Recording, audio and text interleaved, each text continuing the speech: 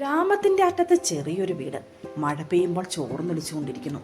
വാതിക്കൽ ഒരു ചെറിയ ബെഞ്ചിട്ടിട്ടുണ്ട്. അവിടെ ഒരാൾ ഇരിപ്പുണ്ട്. രമേശൻ എന്ന തണൽ. തണൽ എന്ന പേര് അവന് കൊടുത്ത് ആരാണെന്ന് പോലും ആ നാട്ടിൽ ആർക്കും അറിയില്ല. പക്ഷെ ആ പേരുമായി അവന് നന്നായിട്ട് പൊരുത്തമുണ്ടായിരുന്നു. അമ്മ, ഞാൻ പോവുകയാണ്. തണൽ ഒരു പഴയ ഷർട്ട് എടുത്ത് ധരിച്ചിട്ട് അമ്മയോട് പറഞ്ഞു. കുറേ ദിവസമായിട്ട് നീ ജോലി ചെയ്ത് ക്ഷീണിച്ചതല്ലേ, ഇന്ന് നിനക്ക് റെസ്റ്റ് എടുത്തുകൂടായിരുന്നോ? റെസ്റ്റ് എടുക്കാനൊന്നും പറ്റില്ലമ്മേ. ഞാൻ റെസ്റ്റ് എടുത്തോണ്ടിരുന്നാൽ നമ്മുടെ വീടിനെ അത് നന്നായിട്ട് ബാധിക്കും. അവൻ വീട്ടിൽ നിന്ന് ഇറങ്ങി. റോഡിലൂടെ നടക്കുമ്പോൾ ഒരു ചെറിയ കുഞ്ഞ് ഓടിയെത്തി. ചേട്ടാ, സ്കൂൾ മാഷ് പറഞ്ഞു പുസ്തകം കൊണ്ടുവന്നില്ലെങ്കിൽ ഇനി ക്ലാസ്സിൽ ഇരുത്തത്തില്ല എന്ന്.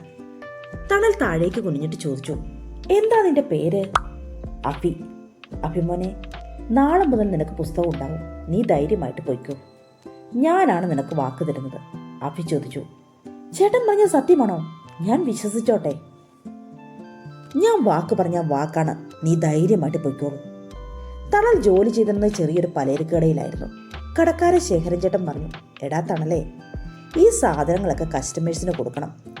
എല്ലാ സാധനങ്ങളും നീ കുറിച്ചു വെച്ചിരിക്കണം.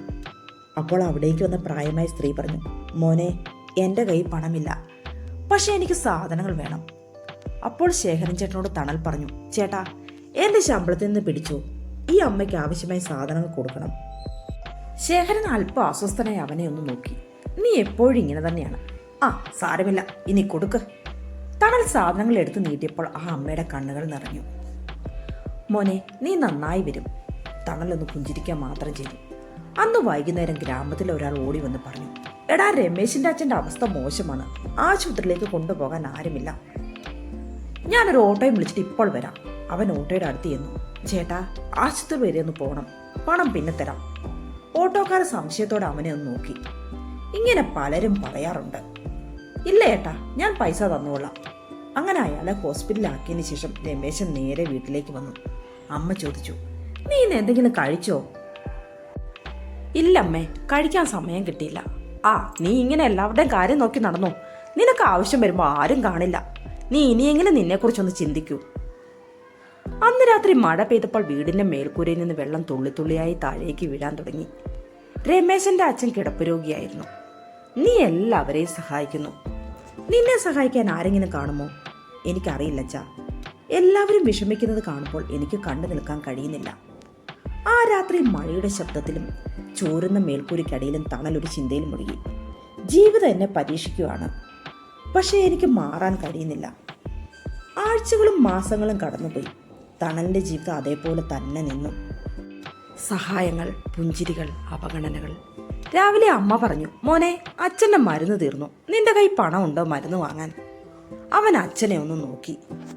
അച്ഛൻ ക്ഷീണിതനായി കിടക്കുന്നു. അന്ന് ജീവിതത്തിൽ ആദ്യമായി അവൻ മറ്റുള്ളവരോട് സഹായം ചോദിക്കുവാൻ തീരുമാനിക്കുന്നു.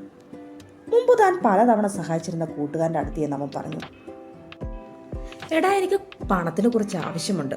അച്ഛന് മരുന്ന് വാങ്ങിക്കാനാണ്. ഉടനെ ഞാൻ തിരികെ തന്നേക്കാം. എന്നാൽ പെട്ടെന്ന് കൂട്ടുകാരൻ രാജുവിന്റെ മുഖം അസ്വസ്ഥമായി. എന്റെ കയ്യിൽ ഇപ്പോൾ ടൈറ്റ് ആണടാ, നാളെ നോക്കാം. അവൻ പിന്നീട് പലരുടെ അരികിലേക്ക് ചെന്നു. പക്ഷെ ഓരോരുത്തരും ഓരോ ഒഴിവുവഴികൾ പറഞ്ഞ് അവനെ ഒഴിവാക്കി. അന്ന് രാത്രി മഴ നന്നായി പെയ്തു.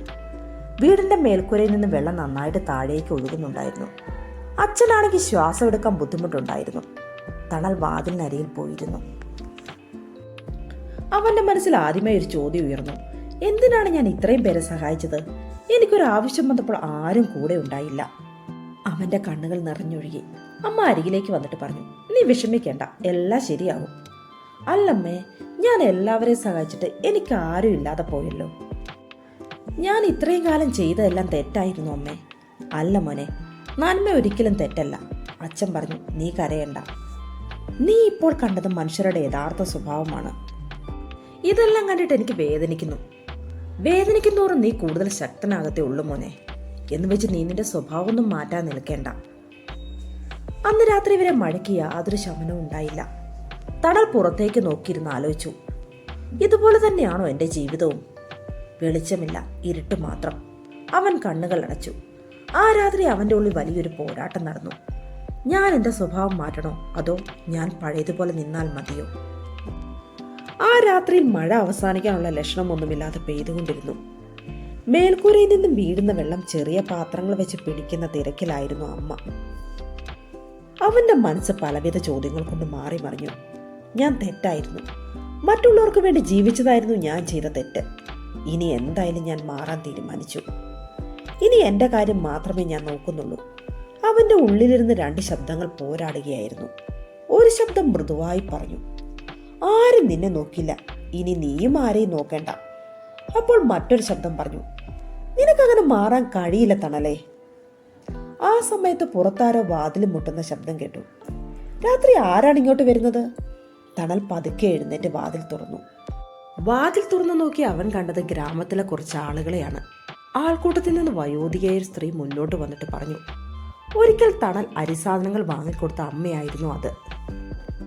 മോനെ, നീ എനിക്ക് അരി വാങ്ങി തന്ന ദിവസം എനിക്ക് മറക്കാൻ കഴിയില്ല. പിന്നിൽ നിന്ന് ചില കുട്ടികൾ മുന്നോട്ട് വന്നിട്ട് പറഞ്ഞു, ചേട്ടാ, നിങ്ങൾ വാങ്ങിത്തന്ന പുസ്തകങ്ങൾ കൊണ്ടാണ് ഞാനിപ്പോൾ സ്കൂളിൽ പോകുന്നത്. അവന്റെ കയ്യിലിരുന്ന ചെറിയ കുടുക്ക തണലിന് സമ്മാനിച്ചു. അപ്പോൾ തണലിന്റെ കൂട്ടുകാരൻ രാജു മുന്നോട്ട് വന്നിട്ട് പറഞ്ഞു, ഞാൻ പറഞ്ഞാണ് നിന്റെ അവസ്ഥ ഇവർ എല്ലാവരും അറിഞ്ഞത്. ഞാൻ നിന്നോട് ഇന്ന് എൻ്റെ കയ്യിൽ പൈസ ഇല്ല എന്ന് പറഞ്ഞു. പിന്നീട് എനിക്ക് കുറ്റബോധം തോന്നി. ഇതാ ഈ പൈസ, നീ എടുത്തോളൂ. രമേശന്റെ ശബ്ദം വിറച്ചു. അവനൊന്നും പറയാൻ കഴിഞ്ഞില്ല. നീ പലപ്പോഴും ഞങ്ങളെ സഹായിച്ചിട്ടുള്ളതല്ലേ, ഇനി നിന്നെ ഞങ്ങൾ സഹായിക്കാം. കൂടെ വന്നവർ എല്ലാവരും പറഞ്ഞു. അവൻ കരഞ്ഞുപോയി. എല്ലാവരും പോയതിനു ശേഷം അച്ഛൻ പറഞ്ഞു, മോനെ, ഞാൻ വിചാരിച്ചു നിനക്ക് ആരും കാണില്ലെന്ന്. നിനക്ക് എല്ലാവരും ഉണ്ട് മോനെ, എനിക്കാണ് തെറ്റുപറ്റിയത്. ആ ദിവസത്തിന് ശേഷം ഗ്രാമത്തിൽ ഒരു വാക്ക് പ്രചരിച്ചു, ചൂട് എത്രയുണ്ടെങ്കിലും തണലുണ്ടെങ്കിൽ വഴി തണുപ്പായിരിക്കും. പിറ്റേ ദിവസം രാവിലെ മഴ പതുക്കെ കുറയാൻ തുടങ്ങി. ആകാശത്ത് ചെറിയ വെളിച്ചം. ആ വെളിച്ചം അവന്റെ മുഖത്തുമുണ്ടായിരുന്നു. അവന്റെ മുഖത്ത് ശാന്തമായ ഒരു പുഞ്ചിരി വിരിഞ്ഞു. നന്മ അങ്ങനെയൊന്നും നശിച്ചു പോയില്ല. അന്ന് ആ രാത്രിക്ക് ശേഷം ഗ്രാമത്തിൽ ആർക്ക് എന്താവശ്യം വന്നാലും ഓടിയെത്താൻ ഒരുപാട് പേർ ഉണ്ടായിരുന്നു. രാജു തണലിന്റെ അരികിലേക്ക് വന്നിട്ട് പറഞ്ഞു, ഞാനൊരു ചെറിയ ജോലി ആരംഭിച്ചു, നീ എൻ്റെ കൂടെ കൂടുന്നോ? എന്ത് ജോലിയാണ്? Delivery supply. സാധനങ്ങൾ ആവശ്യമുള്ളവർക്ക് വീട്ടിലെത്തിച്ചു കൊടുക്കുന്ന ജോലി. ഞാൻ റെഡിയാണ്. ഒരിക്കൽ ആഫി അരികിൽ വന്നിട്ട് ചോദിച്ചു, ചേട്ടൻ ആരാണ് തണൽ എന്ന പേരിട്ടത്? എനിക്കറിയില്ല. എന്താണ് അങ്ങനെ പേരിടാൻ കാരണം? തണൽ ചിരിയോടെ പറഞ്ഞു, ചൂടിൽ നടക്കുന്നവർക്ക് ഒരു തണൽ കിട്ടിയാൽ മതിയാകും.